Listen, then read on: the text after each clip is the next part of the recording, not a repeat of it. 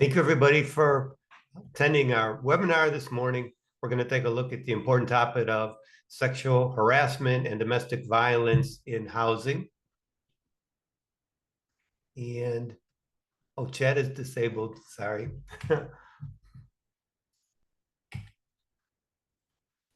So just kind of introduction, look at examples of housing discrimination because of sex, and that also includes actual perceived gender identity and sexual orientation.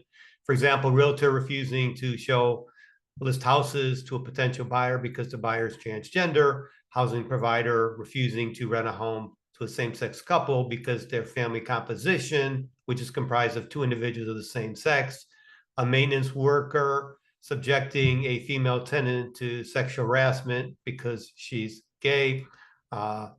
Additional discrimination occurs when a tenant reports the harassment. Tenants evicted after housing providers discovers a tenant has dated persons of the same sex.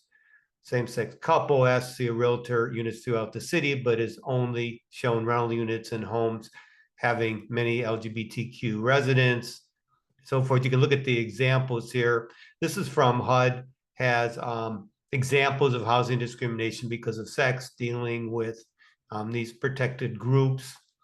And you can see, right, these are all instances of where housing discrimination can occur. So real quick, we're going to cover that and a lot of other topics. The webinar is being recorded, but the Q&A goes into the Q&A, not the chat. Apparently chat's disabled, so my fault for setting it up like that. I'll try to catch that next time. This webinar provides general information, not specific legal advice for given situations. If you need specific assistance with a situation, please contact our office, 313-579-FAIR or info@fairhousingdetroit.org. You can also contact us on our website, fairhousingdetroit.org. This webinar will be posted on our, under our website, under services and resources. Takes a couple days or two and it'll be posted. Videos of other webinars and conferences are also available.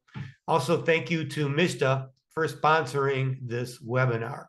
We really appreciate it. There have been a number of webinars that MISTA has sponsored for us, and we appreciate their grant funding and their commitment to fair housing, which is strong and unwavering. So here's a illustration of what it can look like. This is Ted Graham reporting for the Real News Network in Baltimore City, Maryland. I'm standing in Perkin Homes, what might be the next battleground for low-income people to be able to live in Baltimore's upscale housing. But our investigation here has revealed other uncomfortable facts, which shed light on just how difficult life already is for the people who live here. The projects is bed bug infested, roach infested. I mean, I just think the government need to put some money in these projects. When housing officials first announced they had selected a luxury developer to rebuild Perkins Homes, a low-income housing project near Baltimore's gleaming Inner Harbor, there was anxiety among the residents. And I am worried because they have said several things, and didn't keep their word. But as we explored the lives of the people who live here, other troubling facts emerged. But then I started experiencing in the bathroom, in the kitchen, these big black spots, like in the bathtub, in the corner of the bathtub, which was, they say, mold. We toured poorly maintained apartments and heard stories of repairs unfinished, and even more disturbing, allegations of sexual harassment of residents. Either they're trying to get your phone number, they're trying to have sex with you, they want to charge you for all of these things. So it makes you really not even want to call them. In fact, the Real News obtained this, a notarized statement from a resident who said she was asked to pay for repairs with sex. She submitted this notarized complaint in 2015, but heard nothing back. So we asked the housing department what happened, and they told us they never received it. So we dug deeper, and we found that since 2016, that 18 sexual harassment complaints had been filed by residents, complaints the housing department would not tell us how they resolved. The notarized statement we obtained is disturbing. The housing authority installed a generator because there was no power in half of her house, but it was so loud she and her child couldn't sleep. The maintenance worker asked for money to remove it, and when she couldn't pay, he asked for sex. Quote, at about 4 years ago, I had a problem with my electricity cutting off in different rooms. I called the maintenance office to see if someone could check it out. The next day, he came out with a big generator and stated he was leaving this here overnight to help my lights work better. I could not sleep because it was so loud and noisy. The next day, he came back out to my house to pick the machine up, and he said it would cost me $150. I did not have it because it was the end of the month, and I had no more money to pay him. He stated to me, well, we can have sex to clear this bill up. End quote. And this echoes a similar scandal at the city's Gilmore Homes project, which emerged last year. There, the city settled a lawsuit for $6 million after at least a dozen residents said they had been asked for sex in exchange for repairs. He asked me to send him some pictures, and I asked him pictures of my feet. He wanted pictures of my pedicured feet. I felt invaded. I felt disrespected. I let him know I felt disrespected because I wanted to know what made him think just because he asked for pictures of my feet that he should get them. This controversy comes amid the news that the city is considering giving the developer of Perkins a massive tax break to rebuild it. According to the Baltimore Sun, the housing department is contemplating offering Beatty Development a TIF, or tax increment finance deal. It's a subsidy that allows developers to pump their property taxes back into building and infrastructure, a possibility that didn't sit well with residents. I just hope it be better than how the living conditions is now, because if they want to get all this money to do, fix up the buildings and fix up the community, and it still looks the way it looks now, then that's a big concern, because they're getting money to fix it so we can live better, so our kids can live better. Beatty has benefited from this type of largesse before. In 2013, the city gave his firm $104 million TIF to build the luxury development Harbor East, a property that sits just a half mile from Perkins Homes. Do you think a big tax break for the luxury developer is going to actually help the residents who live here? I would really hope so, because that's what's the big move for real, the big plan. So I would really hope so that it's for the community and for the people. We asked the City Housing Authority for comment, and they declined. But despite the talk of big plans and tax breaks for the wealthy, residents here continue to suffer and wonder if a community that showers money on the already rich will continue to ignore their pleas for help. I need to be concerned because I don't really know what's going on and what's going to happen for me and my kids. So we will continue to follow this story as it unfolds. This is Taya Graham and Stephen Janis reporting for the Real News Network in Baltimore City, Maryland.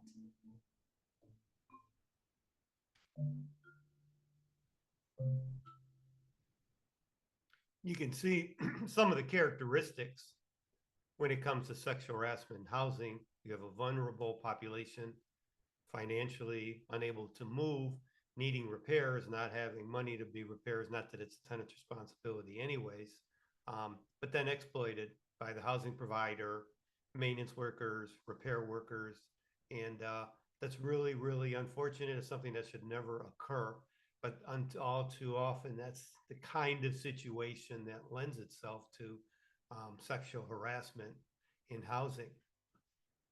So by way of our agenda today, we're going to first define sex, sexual orientation, gender identity, and to see how they became protective class categories under fair housing laws. Then we're going to look at statutory and regulatory provisions that address sexual harassment. And then we're going to get into some of the nuts and bolts of proving those claims. What are the proof elements for claims of hostile environment, quid pro quo, sexual harassment? And then we're going to quickly go through HUD's equal access rules, I should say. There's really 3 of them. And we're going to touch on the Violence Against Women Act. And Michigan also has its own protections for victims of domestic abuse, sexual assault, or stalking.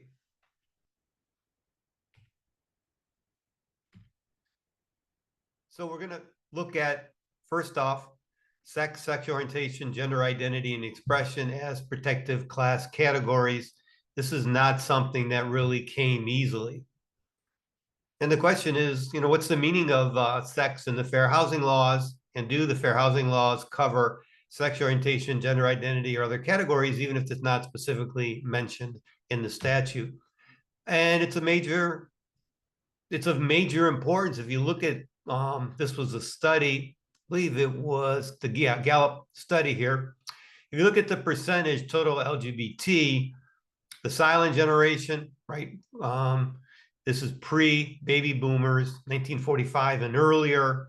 Just 1.7% aggregate identify themselves as being in those categories. Baby boomers, 2.7, Generation X, 3.3, millennials, 11.2, and then Generation Z virtually doubled up to 20%. And this is another way of showing it, right? The percentage that identify in each of these categories and how it plays out. Interesting thing is really bisexual seems to be growing to be the largest category, especially around Generation Z. So it matters a lot if these groups are included as protected class categories. So here's a quick little summary of the Fair Housing Act. And first off, I mean, most of us would assume, oh, sex discrimination was illegal when the Fair Housing Act got adopted or enacted in 1968. Not true. It didn't get added till 1974. In fact, it was added as an amendment, or I say a provision in the Housing and Community Development Act of 1974. And I have the statutory site there. Very little debate. Sex just got added. Sex was a big thrust or movement within the 1970s. There was a lot of talk about, for example, Equal Rights Amendment and so forth. 1980s was characterized a little bit in the 70s, but mostly in the 1980s dealt with disability rights. But in 1970s, there was a lot of attention drawn to gender issues, sex discrimination. Another one that we would see that included as well is the driving force in Equal Credit Opportunity Act. So how has sex been interpreted? 2013-14, HUD adjudicated HUD versus Toon case. HUD took the position that transgender status is covered within the definition of sex under the Fair Housing Act. Department of Justice, following an election, filed the case in U.S. District Court 2013, and it was settled in 2014. More formally, in 2016, HUD issued its quid pro quo on hostile environment and harassment final rule, and it came up. We're going to see some of these regulations here as well today. But I'll quote, HUD reaffirms its view that under the Fair Housing Act, discrimination based on gender identity is sex discrimination. Accordingly, quid pro quo or hostile environment, harassment in housing because a person's gender identity is indistinguishable from harassment because of sex. Then in 2020, the Supreme Court in the Bostock decision held that sexual orientation and gender identity were included within the definition of sex under Title VII. Based on Bostock, there was a presidential executive order in January 2021, wanted to make sure all federal agencies, when they prohibit or act to prohibit sex discrimination, to fully enforce statutes that prohibit discrimination also based on sexual orientation and gender identity. HUD implemented it in a memorandum less than a month later in February 2021.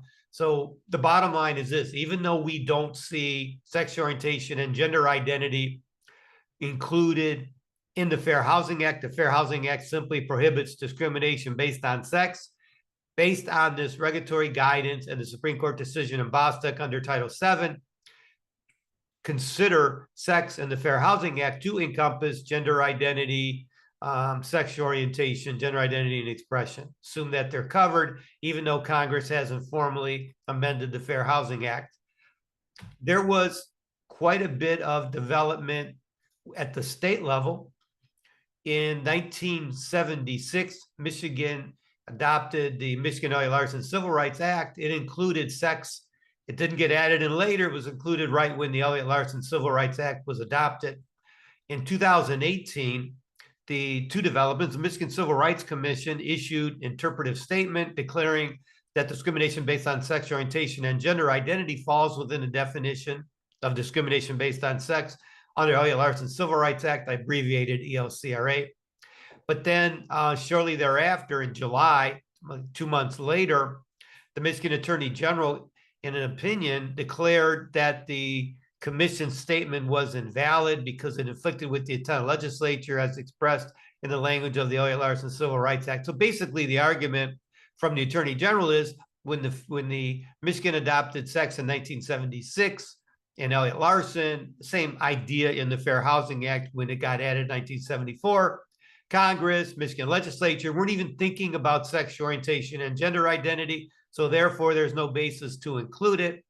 But Bostock and other decisions kind of say, well, you know, when someone is concerned about another person's sexual orientation or gender identity, really that is based on sex or perceived sex stereotypes, sex perceptions of what someone of a particular gender or sex should do or not do. So therefore it is connected with sex, regardless of what may have been in the mind of the legislature in Michigan in 1976 or Congress in 1974. So anyway, came back to Michigan in 2022, Rauch World versus Michigan Department of Civil Rights. The Michigan Supreme Court, following Bostock, held that the prohibition of sex in Elliot-Larsen encompassed discrimination on the basis of sexual orientation.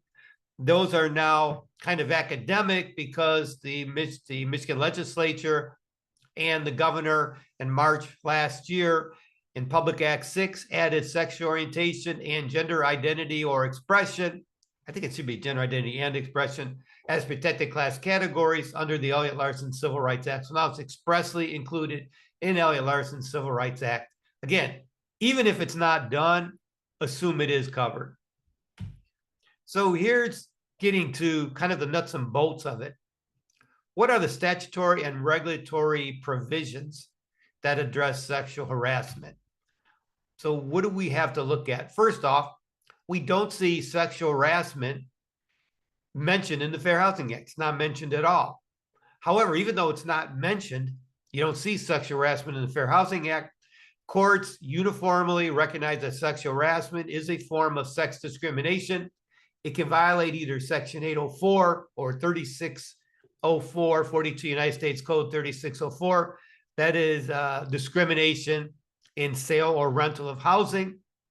It can also be a form of retaliation in violation of Section 818 of the Fair Housing Act or 42 United States Code, Section 3617. And the reason they do it, because they treat the Title VII deals with employment. That was passed in 1964. The Fair Housing Act was Title VIII of the Civil Rights Act of 1968, again, passed obviously in 1968. Courts interpret Title VII and Title VIII very similarly. There's some differences which we'll kind of touch on, but by and large, they'll interpret them the same. As courts recognize sexual harassment as violating Title VII, they recognize sexual harassment as violating Title VIII. And they apply a very, very similar standard in terms of liability. And though, again, right, it's a little bit different, and I have the part at the bottom which really draws that point home.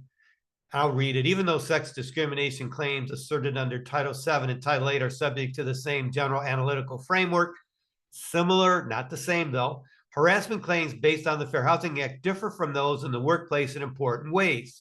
That is partially because a woman who is sexually harassed at work can go home to find peace and safety, but a woman who is harassed by her landlord has no such safe haven. It's very true. A wrongful termination, you lose your job, it's terrible. You go home, you look for other work. You are discriminated against and then evicted. Then you're desperate to find a place to live. Sometimes people take fair housing as a secondary civil right. It's not. All discrimination is wrong. Discrimination in housing is very wrong and has horrible, effects on an individual. Interesting, though, sexual harassment is specifically mentioned in the Elliot-Larsen Civil Rights Act. It's in the definitional section under Article 1. And discrimination because of sex includes sexual harassment. Sexual harassment, it defines it: unwelcome sexual advances, requests for sexual favors, or other verbal or physical conduct or communication of a sexual nature under the following conditions. Submission to the conduct or communication is made a term or condition, either explicitly or implicitly, to obtain housing. I'm just going to focus on the housing aspects of it. Or submission or to a rejection of the conduct is used as a factor in decisions affecting the individual's housing, or the conduct or communication has a purpose or effect of substantially interfering with an individual's housing or creating an intimidating, hostile, or offensive, right, housing environment. So it's right there in the definition section at the beginning of the Michigan Elliot-Larsen Civil Rights Act. The problem is this: Article 5 deals with housing. If you go into the section dealing with housing, sections 37.2501 to 2507 doesn't mention sexual harassment. I gotta believe a lot of people are not aware that sexual harassment is specifically covered and addressed in Article 1. It is incorporated into Article 5, but it's not there specifically. So I think it gets missed by a lot of people. I know when I first came across it, I'm doing a sexual harassment case, I was surprised. Why didn't I notice this before? Well, the reason I didn't notice it, because it's in Article 1, not Article 5. It's sufficient to put it in Article 1, then it gets incorporated into all the other articles dealing with employment, education, what's the other one? Place of public accommodation within the Elliot-Larsen Civil Rights Act. So doesn't need to be repetitive, but I just think that a lot of people are not aware that it's in there. So good job in drafting by the Michigan legislature. So it's not in the Fair Housing Act, but it's certainly covered by HUD in the regulations implementing the Fair Housing Act. You can see the key one that stands out is 24 Code of Federal Regulations, 24 CFR, section 100.600 deals with quid pro quo and hostile environment harassment. Then 100.400 deals with prohibited interference, coercion, or intimidation. That's also a very important provision. And then 100.7, liability for discriminatory housing practices, really tells who's liable when those discriminatory housing practices occur or sexual harassment occurs.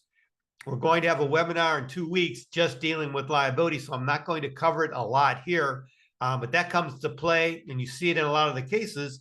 If a maintenance worker or other employee or agent commits sexual harassment, can you hold the management company or owner liable? Important questions. Other regulations address sexual harassment, so those provisions, HUD put them in the other provisions dealing with refusal, discriminatory refusal to rent or sell a unit or negotiate for the sale or rental, discrimination in terms and conditions, discriminatory representation. So there's provisions in each of those regulations that address sexual harassment that it can occur in those types of contexts. For example, there's even, you can look at the bottom ones there, 100.20, 30, 135, dealing with lending practices, prohibiting sexual harassment in lending practices. I've never heard of a sexual harassment case in a lending situation, but if it does occur, HUD's regulations have anticipated it and dealt with it. So we're going to look at a couple of the key regulations and then go on to some case examples. So the main one is 24 CFR 100.600, quid pro quo and hostile environment harassment. And the general rule is that quid pro quo and hostile environment harassment, not only because of sex, but also because of other protected class categories, violates various provisions of the Fair Housing Act. So quid pro quo means quid pro quo, this for that, refers to an unwelcome request or demand to engage in conduct where submission to the request or demand is made a condition to the sale or rental of a dwelling or the terms and conditions of it.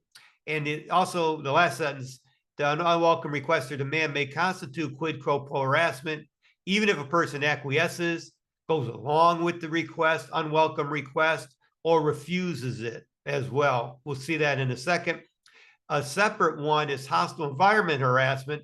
This one is they're not being required to submit, for example, to harassment to get repairs done, that type of a thing. But just overall, the housing environment is so unwelcome that it's sufficiently severe or pervasive to interfere with the person's sale, rental, use, or enjoyment of a dwelling, the terms and conditions of the dwelling, and so forth. At the bottom sentence is real important. Hostile environment does not require a change in the economic benefits, terms, conditions of the dwelling or housing-related services or facilities or of the residential real estate transaction. It's a little bit different than the employment standard, which we'll see in a second. And then it also says, how do you, the regulation gives some ideas of how you determine whether it's been a sufficient hostile environment or harassment. The key factor is looking at the totality of the circumstances, looking at all the circumstances as a whole to see whether a hostile housing environment has occurred. Factors include, these are just a general list: nature of the conduct, context in which it occurred, severity, scope, frequency, duration, and location, and relationship of the persons involved. They also, following the Harris forklift case by the Supreme Court, it doesn't, to establish a claim of hostile environment, it does not require proof of psychological or physical harm. It can be relevant, it certainly can be admitted, but it's not required to show whether someone has a claim. And the key part too is the unwelcome conduct is evaluated from an objective standard. What a reasonable person in the aggrieved person situation, if they would have found it to be a hostile environment or a hostile housing environment. It is an objective standard in terms of liability. When it comes to the damages and the emotional distress that someone has incurred, right, that is to be evaluated under a subjective standard, meaning what effect did it have on the person's life, the person's emotional well-being. So liability is an objective standard. Damages is a subjective standard. We have another webinar dealing with damages where it gets into some of those details as well. Notice too, Title VII affirmative defense. There is an affirmative defense in employment if the employer takes steps to address it. There is no affirmative defense in cases under the Fair Housing Act, so it's quite different. Someone attempts to raise affirmative defense, it doesn't fly under the Fair Housing Act. What type of conduct? It can be written, verbal, or other conduct, does not require physical contact. How many incidents does it require? A single incident can be sufficient where the incident is sufficiently severe to create a hostile environment or evidence is a quid pro quo. For example, and we'll see cases where they say, oh, you know, single incidents isn't really enough. Well, that's just a general rule, probably enough, but there are situations where it is. For example, in race discrimination, if someone uses the N-word one time, that's enough to establish a claim. I did an employment case where the owner's nephew exposed himself to 2 female workers, right? That was one incident. Him exposing himself, certainly that is sufficient to establish a hostile environment based on sex. So it depends on the circumstances, but it's good for HUD to spell that out because otherwise, you know, courts have taken a restrictive view on this. So it's very good clarification. There's another section, again, this also applies to case of such harassment, 24 CFR 100.400, that's prohibited interference, coercion, or intimidation. This is HUD's implementation of Section 818 of the Fair Housing Act. And it says it's unlawful to coerce, intimidate, threaten, or interfere with any person in the exercise or enjoyment of a housing unit, or encouraging other people in the exercise and enjoyment of those rights under the Fair Housing Act. Conduct that's unlawful includes threatening, intimidating, or interfering with persons in their enjoyment of a dwelling because of their race, color, religion, sex here, or of visitors or associates of such persons. So sexual harassment also, you know, if it violates the section dealing with quid pro quo and hostile environment harassment, 100.600, right? It's also typically going to be joined with I would say retaliation, interference provision as well, claim under 818 of the Fair Housing Act or 24 CFR 100.400. They're tied together. One other key regulation is liability for discriminatory housing practices. Again, I'll talk about this a lot more in 2 weeks, but a person is directly liable for their own conduct that results in discriminatory housing practice. We'll take the maintenance person who's sexually harassing a tenant. The maintenance person is liable, they're direct liable for their own conduct. And then there's also liability, direct liability for failing to take prompt action to correct an discriminatory housing practice by the employee or agent where the person knew or should have known discriminatory conduct. So would there be direct liability against the management company or owner based on what the maintenance worker did? Only direct liability if it's brought to their attention where they knew or should have known and didn't correct it. The third section deals with failing to take prompt action to correct and end a discriminatory housing practice by a third party. This would not apply if the maintenance worker, maintenance employee is doing the harassment. This would be tenant on tenant sexual harassment, where it comes to the landlord or property manager's attention, owner's attention, and they fail to direct it or fail to correct it, address it. Okay. But there's also vicarious liability. This is not direct liability. It's called vicarious liability. Person is vicariously liable for discriminatory housing practice by the employer or agent, regardless of whether they knew or should have known, consistent with agency law. So was the maintenance worker acting pursuant to his or her employment responsibility to do maintenance work? Yes. And if the harassment occurs, likely the owner, management company, supervisor would have vicarious liability.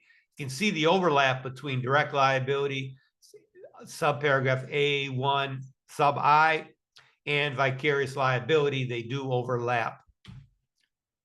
So other sections, I'm not going to go through those in detail.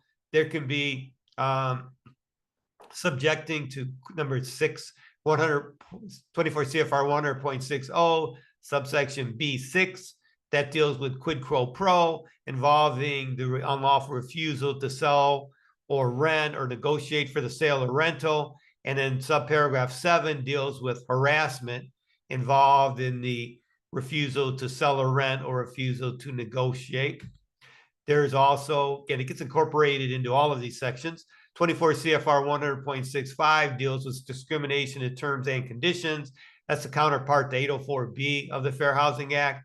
And you can see 6 and 7 has those same language as we saw in the previous regulation, except that this one deals with terms and conditions of sale or rental of a dwelling unit.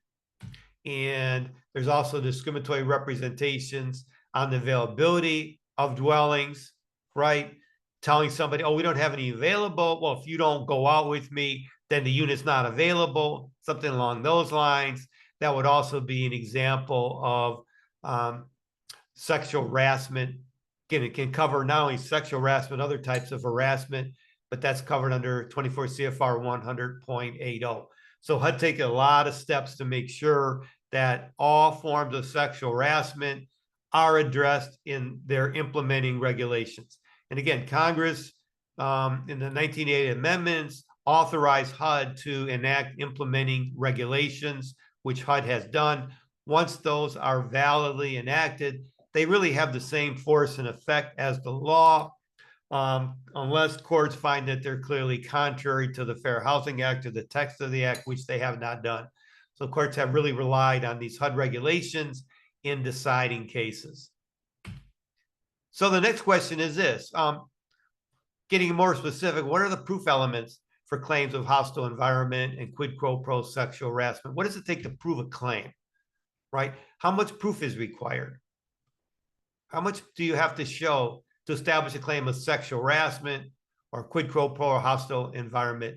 When sexual harassment is the umbrella term, right? And it can refer to a hostile housing environment on the one hand, and it also can occur to quid pro quo on the other hand. Now, some cases actually involve both.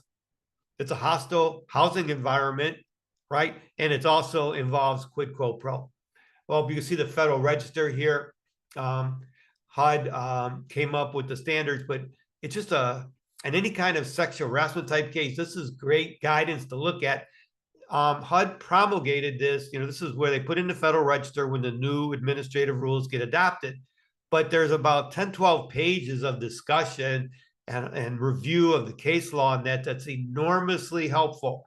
I can't overemphasize how important it is to actually read it. I know it's a pain, takes a lot of time, but it really gets you up to speed right away on sexual harassment.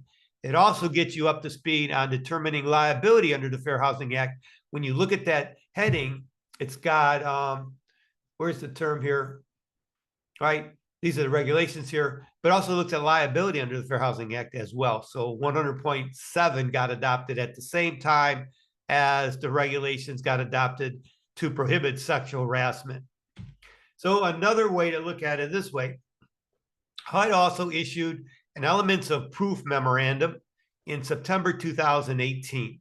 And this is very, very good guidance. And here's the elements for a hostile environment claim, right? It says respondent or defendant subjected the complainant or the plaintiff to sexual harassing conduct. Such conduct was unwelcome. Such conduct was sufficiently severe or pervasive to interfere with the complainant's use or enjoyment of his or her home. That's the standard for proving sexual harassment, hostile housing environment. For quid pro quo, there's two separate proof standards. One where the complainant or the plaintiff acquiesces, goes along with it, or refuses to demand for sexual favors. Now, if the complainant or plaintiff acquiesces, the four elements are this: the respondent requested or demanded sexual favors from the complainant, the request was unwelcome or demand was unwelcome, the respondent conditioned the complainant's housing or any terms or conditions or privileges thereof, such as what? Repairs, maintenance services, conditioned that those kind of services or even the right to be in the home on acquiescence to such request or demand, and the complainant acquiesced to the respondent's request or demand. That would constitute quid pro quo when a complainant acquiesces. Often, however, the complainant will refuse those advances. And the elements are four, very similar. Respondent requested or demanded sexual favors from the complainant. That such request or demand was unwelcome. And then the third and fourth element changes a little bit. The complainant refused the respondent's request or demand, and then the fourth, respondent deprived the complainant of housing or altered any of the terms, conditions, or privileges of the housing because of the complainant's refusal. So those are just a bare statement of the proof elements. What are examples of these, right? We've been talking about this one. The tenant requests maintenance to repair his or her home. The housing provider suggests that he will only make the repair if she performs a sexual favor for him. That's quid pro quo. Another quid pro quo. Landlord tells one of his tenants he only continue renting to her if she goes out on a date with him. I had a case like that where the landlord saw a gentleman in the afternoon on the 4th of July coming out of the plaintiff's unit. And then he realized his almost 2-year dream to have her go out with him was not going to happen. So he goes home, sends a letter: I can no longer be your landlord. So sad. Really, it was just existed, the relationship existed in his mind. There was nothing there at all. But because there was not a possibility of him remaining or being, boyfriend, girlfriend with the tenant, he no longer wanted to continue the tenancy. Right? On this one scenario here, she went on a date with him, but the sexual advances were unwelcome, so a claim for harassment does not exist. In the case that I mentioned, it got so bad with the landlord doing it, she put on Facebook that if I ever turn up missing, please check the landlord's basement. That's where I think I'll be. Talk about the fright and terror from a landlord. So sad. Examples of a hostile environment: sexual harassment. Housing providers informed by one of their tenants they're being sexually harassed by another tenant. Instead of addressing the situation, they refuse to help, allowing the sexual harassment to continue. Another one: a maintenance employee makes sexual comments or innuendos in front of a tenant while working on repairs. Although the tenant did not experience any threat to her housing, the sexual conduct was still unwelcome. So that kind of gives you, right, the legal framework for these claims. But does that mean they're actually going to be viable in court? And so the only way to look at it, I had an example. I don't know where I read this. I think a federal judge was saying that what the standard is where there's sufficient proof or sufficient allegations for a claim of sexual harassment in employment, or the allegations or proofs are insufficient. And one judge said, well, I'd have to read about 200 court cases to know where that line gets drawn. And after reading 200 cases, I probably know where the line gets drawn, but I won't know how to explain it to anybody. I hate to say it that way. We want a little more firm foundation in terms of our legal analysis, right? But here's some language from it. Sustain a hostile housing environment claim. The harassment must be severe or pervasive enough to interfere with the terms, conditions, or privileges of his or her residency, right? It must unreasonably interfere with the use and enjoyment of the premises. So they look at the totality of the circumstances, which sounds a lot like the HUD regulation, including the frequency of the conduct, severity, and whether it's physically threatening or humiliating, rather than merely offensive. And you can see the factors there. And the court then goes on to cite the HUD regulation 100.600. You can see the subsections that's there. It really is tracking the HUD rule, right? So you can see the standard there, right? So it has to be something that's severe. My standard is much lower. I think a proof standard, would be liability, where I might see it, but courts, they want it to be fairly strong evidence. So we're going to go through a couple case studies where samples of where the court found the evidence sufficient and cases where the courts found the evidence not sufficient. This Quigley case went to a trial. After trial, the defendant Winter challenged the jury's verdict of liability. The court found that the evidence was sufficient.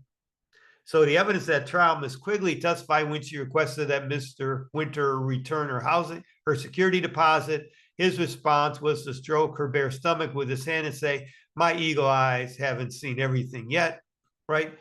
The theory was that the Winter defendant would only return the security deposit if she engaged in some sort of sexual act with him, and he never returned her deposit, and it became a claim in the case. The court found that this evidence was sufficient for a reasonable jury to return a verdict finding quid pro quo harassment. Also, testimony of other former tenants allegedly harassed by Mr. Winter or Me Too evidence was properly admitted at the trial. Another case, fairly strong case. This is one the court found that the plaintiff's allegations, again, it's not proof after a trial, though, it was just the allegations in the complaint. It says the Fair Housing Act gives rise to liability where not only gives rise to liability where a landlord intentionally discriminates a tenant, but also when against a landlord who has actual notice of tenant-on-tenant harassment, yet chooses not to take any reasonable steps within his control to stop that harassment. The allegations in this case were fairly extreme, right? After she arrived there, she spoke to other staff and residents about her sexual orientation, and she was met with intolerance. A sample of what occurred. Again, this is because based on the allegations and the complaints, we'll accept it as true for purposes of a motion to dismiss, right? A few months after she moved into it, and until the time that she filed the lawsuit, 15 months, residents repeatedly berated her for being a F-word dyke.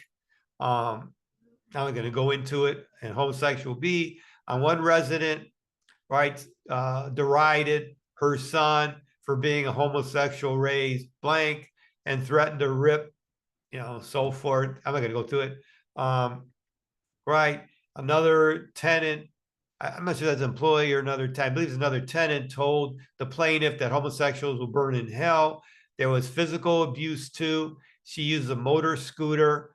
At one time, her rammed his walker into her scooter, forcefully enough to knock her off a ramp, bashed her wheelchair into a dining room table that she occupied, flipping the table on top of her. You can see all the things that were going on, right?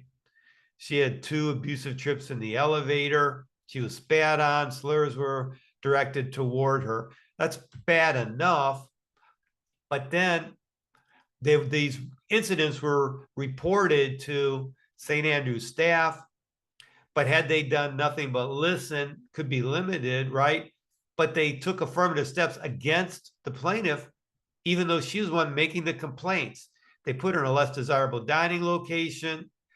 They barred her from the lobby except to get coffee, halted her cleaning services, depriving her of access to areas that she's entitled to as a resident, falsely accused her of smoking in her room, On and on. When she said when she was sleeping, one of them slapped her across the face. She didn't receive a customary rent due, but they were trying to set it up for her to be evicted. As a result, she did what? Had to change her routine, eating meals in her room, stop visiting the third floor. She didn't use the laundry room at hours, only used the laundry room at hours when she might be alone, right? She didn't use a laundry room where she would be alone. She needed other people there to make sure she wouldn't be harassed. She stayed away from the common spaces from which she had been barred by management. So the court in Wetzel said that that's a good sound basis for liability against the housing provider, right? Here's another case, Myers versus District of Columbia Housing Authority. This is an example of quid pro quo harassment, right? To survive a summary judgment, there has to be sufficient evidence by the plaintiff that Oliver, the defendant Oliver, either expressly or implicitly conditioned housing benefits on sexual favors. She relied on two incidents. When she was in her building's rental office discussing overdue rent payments with another employee, they suggested that Oliver suggested that she could get the office housing authority off her back if she was to sleep with him. And then in 2018, he came to her home to assess the need of repairs to the kitchen floor due to mold and mildew. He said he'd send somebody to do the work order if she slept with him. And then in 2017, he approached her and told Thomas, another witness, he could avoid eviction proceeding if she agreed to have sex with him, right? Now, interesting thing here, adverse consequences.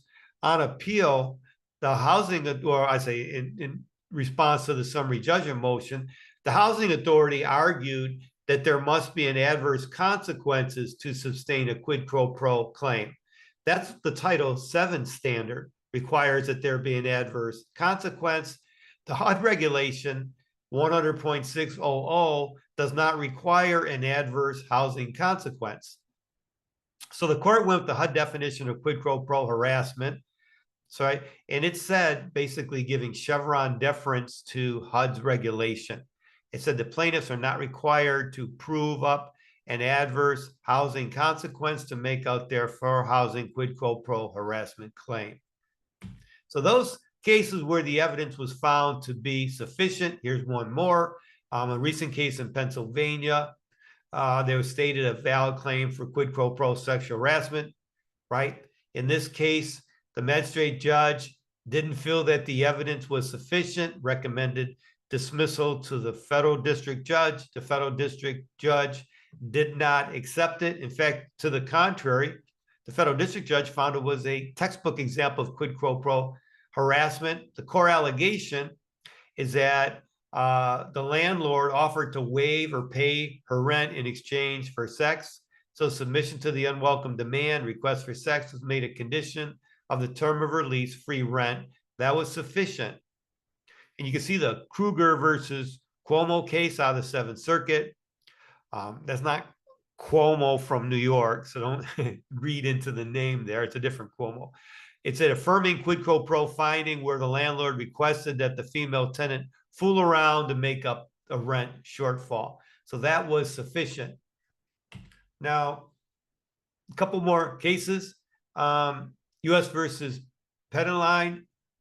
This is actually, the landlord in this case got found guilty of criminal violations in terms of harassment. And then the government then brought a civil action under the Fair Housing Act. So in 2009, 2010, made sexual comments to a tenant, including they could have sex for rent, right? After the tenant asked the defendant to stop his conduct, he attempted to evict her. Then in 2012, he propositioned a different tenant for sex while she was cleaning units to pay her rent. He allegedly touched her without her permission, right? Told her she could pay her rent with sex. Shortly after this, he moved to evict her. 2018, offered a female tenant to clean apartments in exchange for rent reduction. When the tenant arrived to clean, he told her she wouldn't have to pay her late rent if she had sex with him. She refused and left.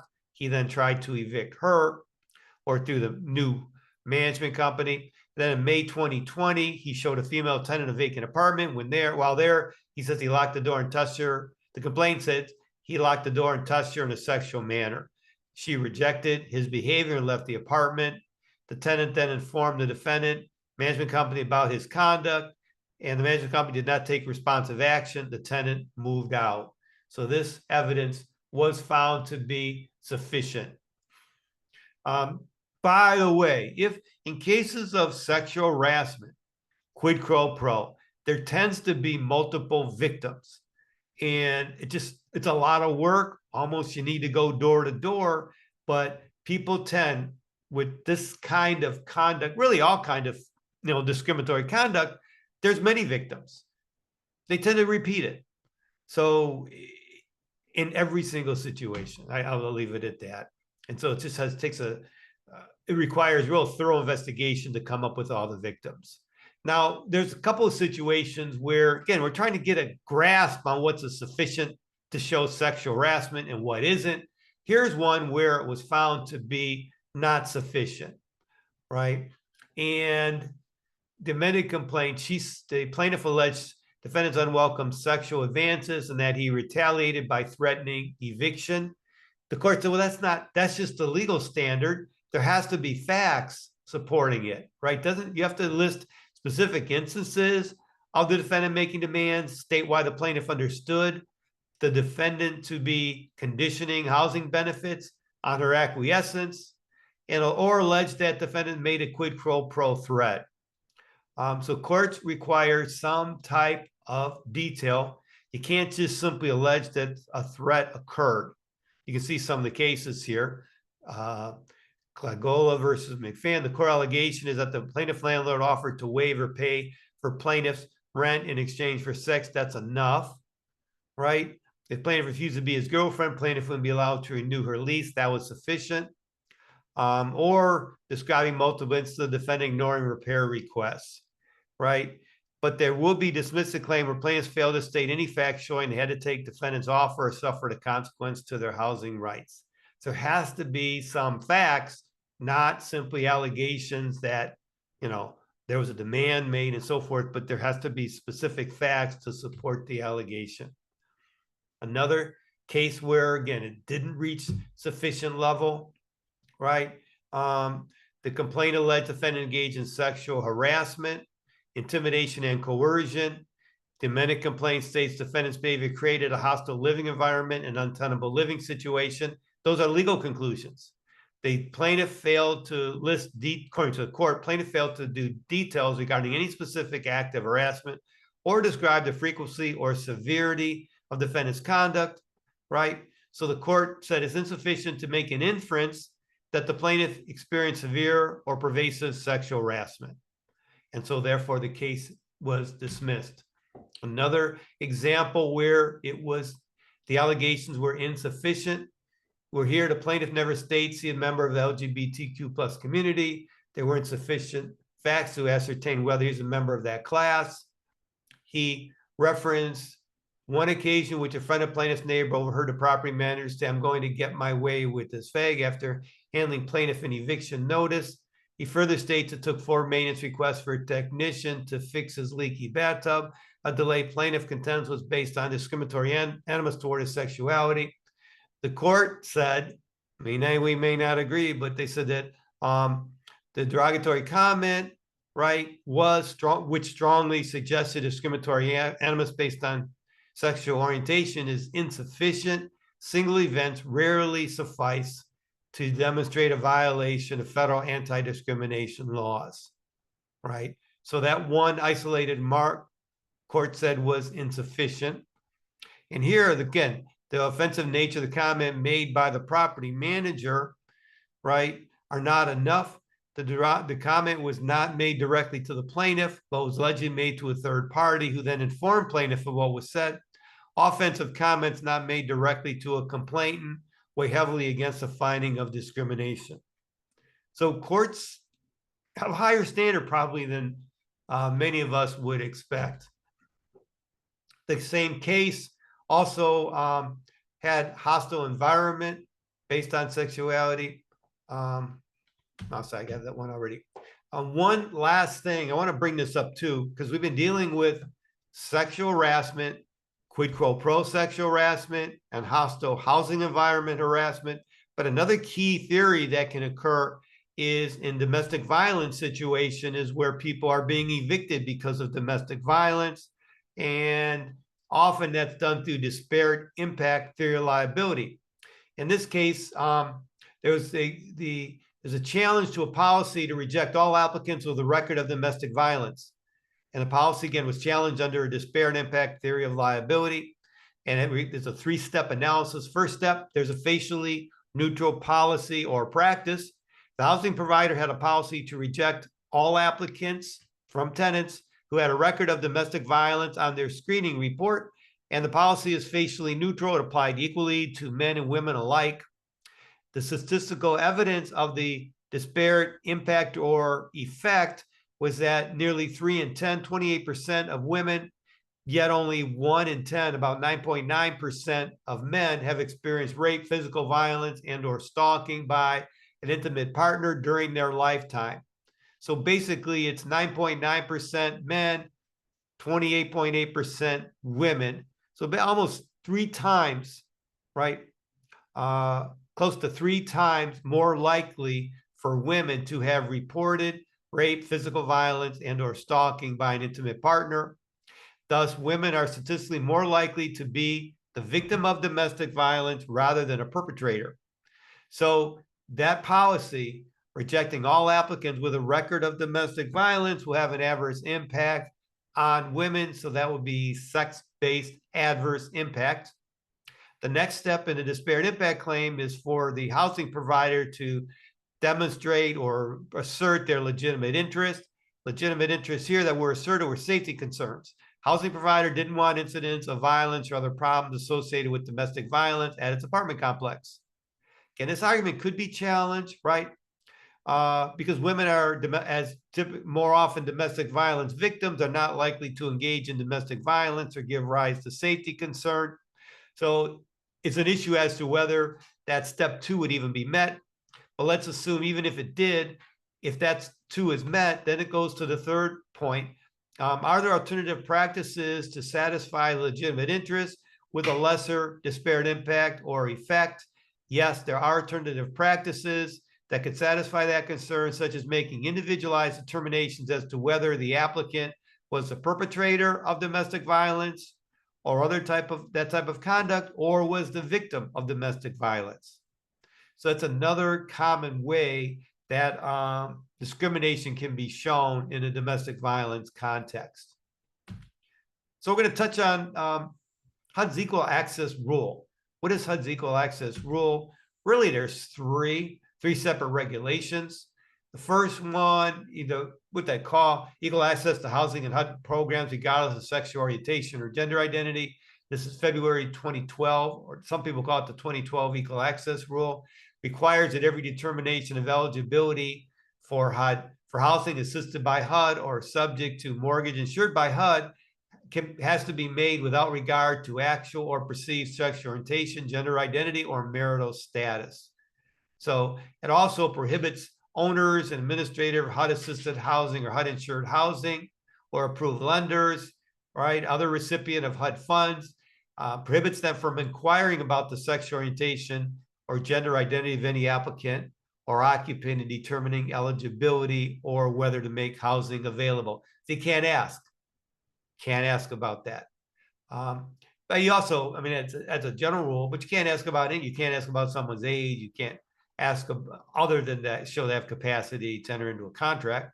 And you can't ask about race, color, national origin. All of those things are improper to ask. But this one here, equal access rule, spells it out in detail when it comes to HUD programs.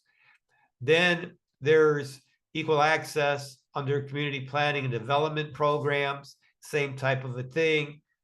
They're required, anybody receiving CPD funds are required to provide all individuals, including transgender individuals and other individuals who do not identify with the sex they're assigned at birth, with access to all programs, benefits, services, and accommodations in accordance with their gender identity, without subjecting them to intrusive questioning or asking them to provide documentation. And that applies to not only tenant selection and admission preferences. Then the third one is Native American and Native Hawaiian programs, equal access rule. That's also in 2016. Same rights to HUD's Native Americans and Native Hawaiian programs. Same thing. So HUD's equal access rule applies when it comes to sexual orientation, gender identity, and marital status. Here's some definitions. It defines family regardless of actual perceived sexual orientation, gender identity, or marital status, right? So that's the definition of family. Also, you can see where it includes how the limit to regardless of actual or perceived sexual orientation, gender identity, or marital status. And the access rule definition, right? Here's all the programs that applies to, and it defines gender identity. That's similar to what we just saw, right? And defines gender identity, defines sexual orientation, and the requirements, right? It must be, the programs must be administered in a non-discriminatory fashion to make sure that all programs are made available in accordance with the individual's gender identity to allow them equal access to the programs. And they cannot be subject to intrusive questioning or asked to provide anatomical information or documents, physical or medical evidence of the individual's gender identity. So you can see it's quite a bit of guidance on this. And the placement, right? Placement accommodation of individual and temporary emergency shelters, other buildings, facilities with physical limitation or configurations that require and are permitted to have shared sleeping quarters or shared bathing facilities shall be made in accordance with the individual's gender identity. All right, you can see, right, and they have to maintain records in compliance with it. Example of a program violation is, here's the one that HUD lists. Transgender woman sought an overnight stay at a HUD-funded women's homeless shelter with shared dormitory-style sleeping and shared bathrooms. During the intake process, shelter staff refused to address the transgender woman as a female, misgendered her, and made other statements to discredit her gender identity. The staff refused to shelter the transgender woman at the women's shelter in accordance with her gender identity and offered to place the transgender woman in a man's shelter. So that would violate HUD's equal access rule. So next, we're going to look at the Violence Against Women's Act, or VAWA. What does VAWA do?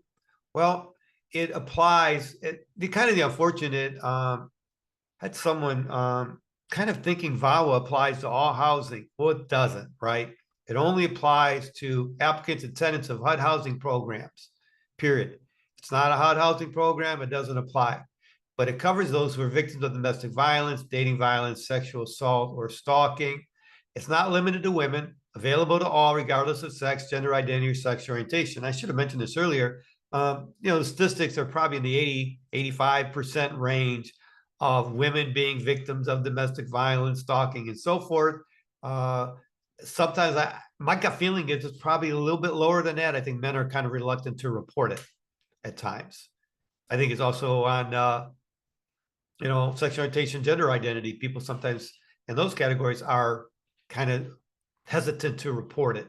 So I don't know. I mean, but the statistics say what they are. But with wisdom, right, VAWA is not limited or doesn't apply only to women. Anybody who's a victim can, in a HUD housing program, can avail themselves of VAWA protections. It also extends to the abused spouse or child of a U.S. citizen or lawful permanent resident, including the right to self-petition for a green card. And what does VAWA mean? Required the landlord can't consider incidents of domestic violence, dating violence, or stalking as serious or repeated violations of the lease or other good cause for termination of the occupancy rights of the victim of the abuse. So it protects victims, right? Right. And the landlord can request in writing that the victim fill out the HUD certification form HUD 91066 or other documentation on the form. It has to be complete and submitted within 14 business days unless they've agreed on an extension date to receive protection. If it's not provided, it could result in eviction. HUD has a very good memorandum which summarizes VAWA, right? And you can see being a victim of domestic violence, dating violence, or stalking is not a basis for denial of assistance or admission to public Section 8 tenant-based and project-based housing. Also, incidents or threats of abuse will not be considered as serious or repeated violation of the lease or other good cause for termination of assistance.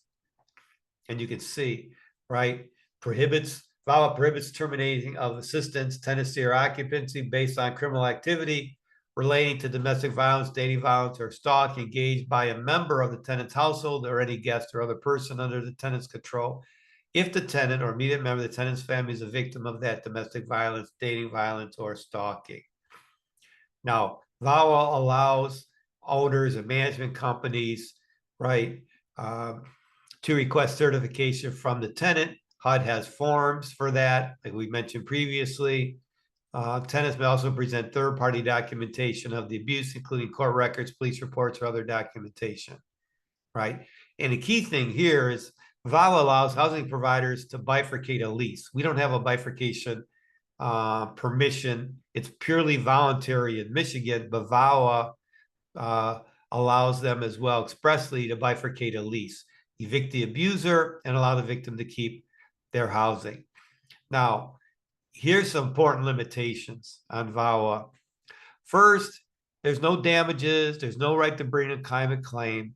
All it does is allow someone to have the perpetrator evicted or forced out, and it permits someone to remain in their unit. It also only pertains to public housing voucher Section 8 project-based programs. So domestic violence victims in private housing have no VAWA protections for actions taken against them based on that violence. You have to look at state law for protections if it's private housing. It also may not protect a woman who does not provide the requisite documentation of the violence, right? And in short, while a victim is denied housing, evicted, or has her assistance terminated because she's a victim of domestic violence, the Fair Housing Act may be implicated, and they may still need to investigate whether there's been a violation of the Fair Housing Act.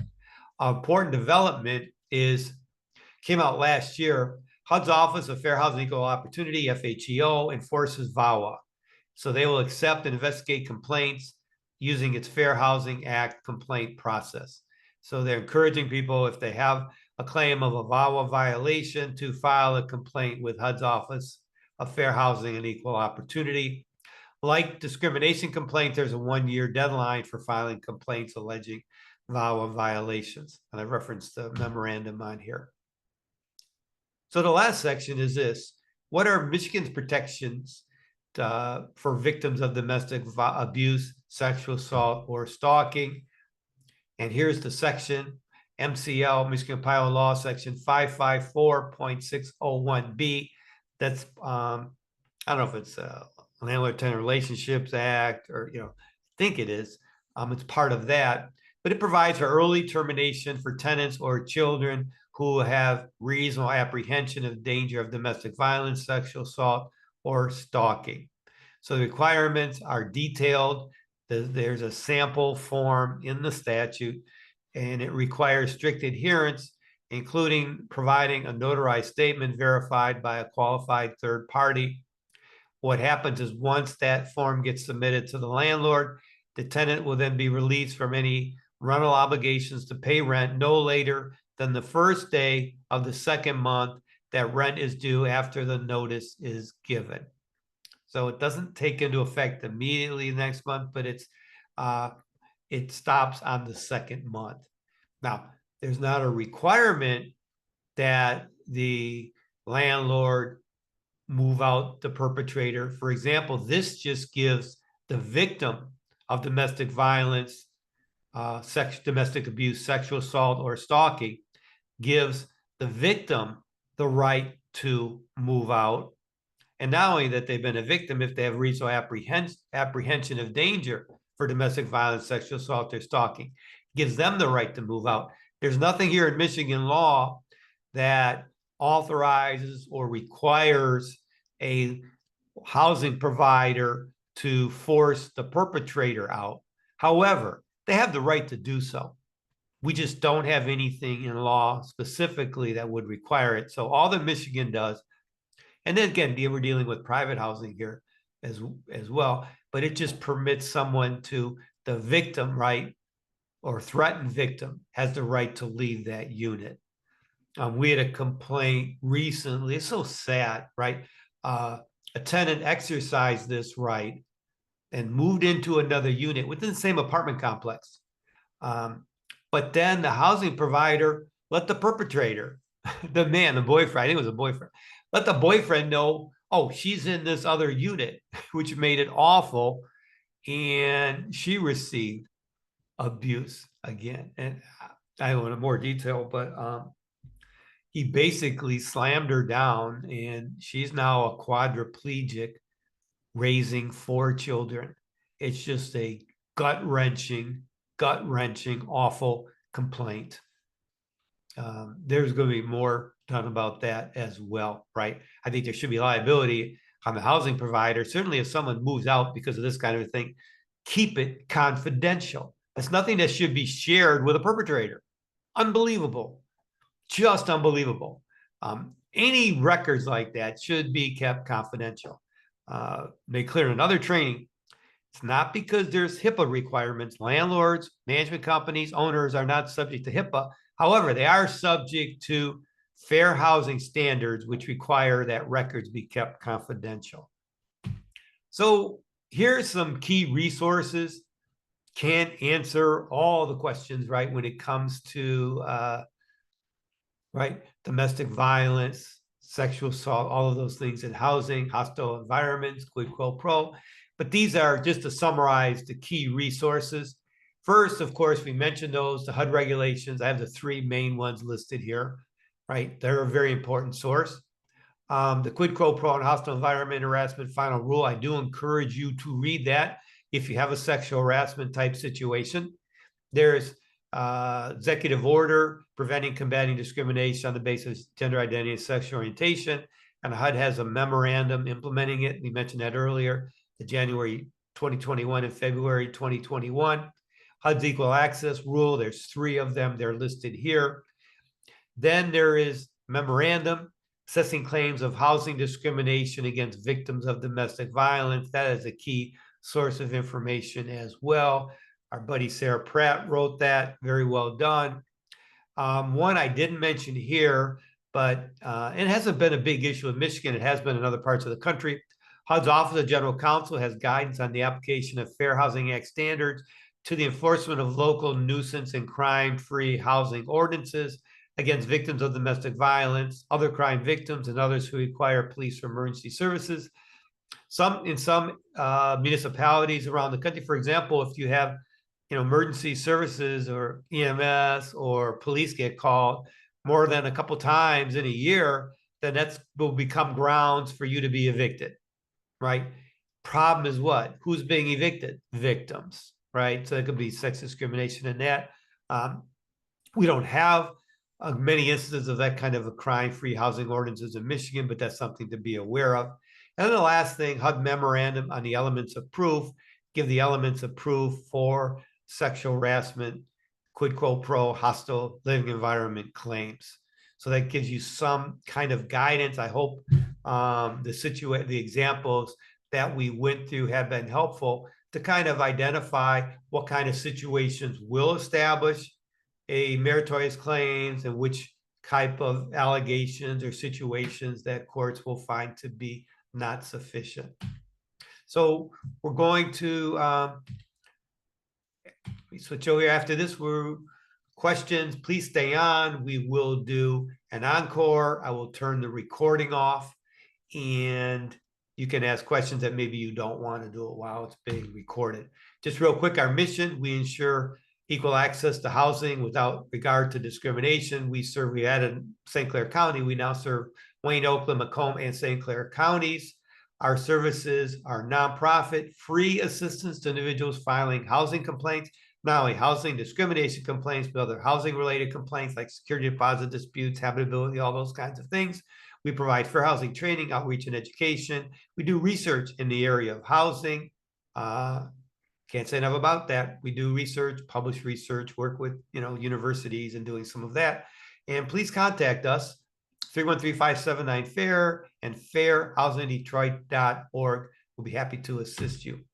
And thanks everybody for participating. Hope that you're able to join us in a couple of weeks for the standards for determining liability under the Fair Housing Act. Thank you so much for attending. I appreciate it.